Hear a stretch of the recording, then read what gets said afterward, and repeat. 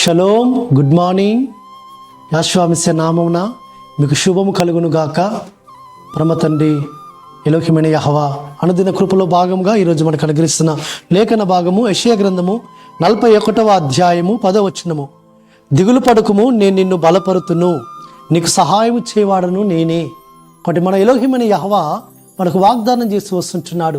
దిగులు పడుకుము, నేను నిన్ను బలపరుస్తానని ఆయన వాగ్దానం చేస్తున్నాడు. కాబట్టి మనము కొన్ని సందర్భాలలో మనకు కష్టాలు వచ్చినప్పుడు, శ్రమలు వచ్చినప్పుడు మనం దిగులు పడుతుంటాం, వేదన పడుతుంటాం. అప్పుడు పరమ తండ్రి యొక్క హస్తము మనకు తోడుగా ఉండి మనల్ని బలపరుస్తుంది. కాబట్టి పరమ తండ్రి యొక్క సన్నిధానంలో నుంచి వస్తున్న శ్రేష్టమైన ఆశీర్వాదం ఏంటంటే, నేను నీకు తోడుగా ఉన్నాను, నువ్వు భయపడకుము, నేను నిన్ను బలపరుస్తానని పరమ తండ్రి వాగ్దానం చేసి వస్తుంటున్నాడు. కాబట్టి ఈ లోకంలో మనకు వస్తున్న శ్రమల గుండా, వేదనల గుండా, ఇరుకుల గుండా, ఇబ్బందులు కూడా వెళ్తుంటున్నప్పుడు ఏ పరిస్థితుల్లో కూడా మనం దిగులు పడకూడదు, వేదన పడకూడదు.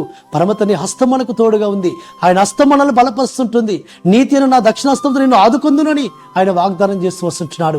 కాబట్టి యెహోవా కొరకు ఎదురు చూచువారు నూతన బలం పొందుదురు.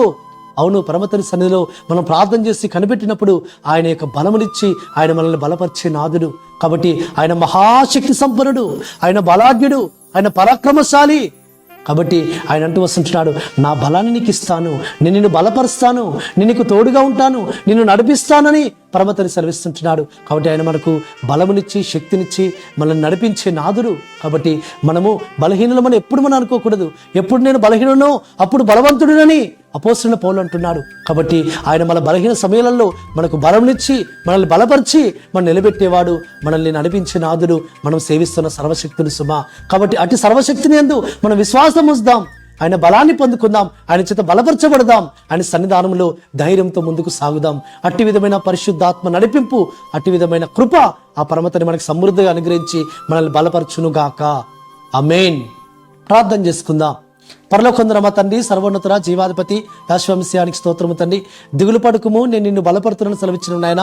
కాబట్టి ఏ పరిస్థితుల్లో కూడా మేము భయపడకుండా, దిగులు పడకుండా మీ బలాన్ని మేము ఆధారం చేసుకొని, మీ బలాన్ని పొందుకొని మేము ముందుకు సాగి వెళ్ళే కృపను మీరు మాకు విస్తరింపచేయమని ప్రార్థిస్తూ, మారశకుడు, విమోచకుడు, నజరేయుడైన యెహోవామిస్య అతి పరిశుద్ధమైన నామమున స్తుతించి ప్రార్థించి వేడుకుంటున్నాము తండ్రి. ఆమేన్. మన తండ్రి అయిన యెహోవా ప్రేమ, యాశ్వమిస్య కృప, పరిశుద్ధాత్మ యొక్క ఆదరణ ఆయన నిత్యం మనకు తోడుగా ఉండి మనల్ని బలపరచును గాక. ఆమేన్.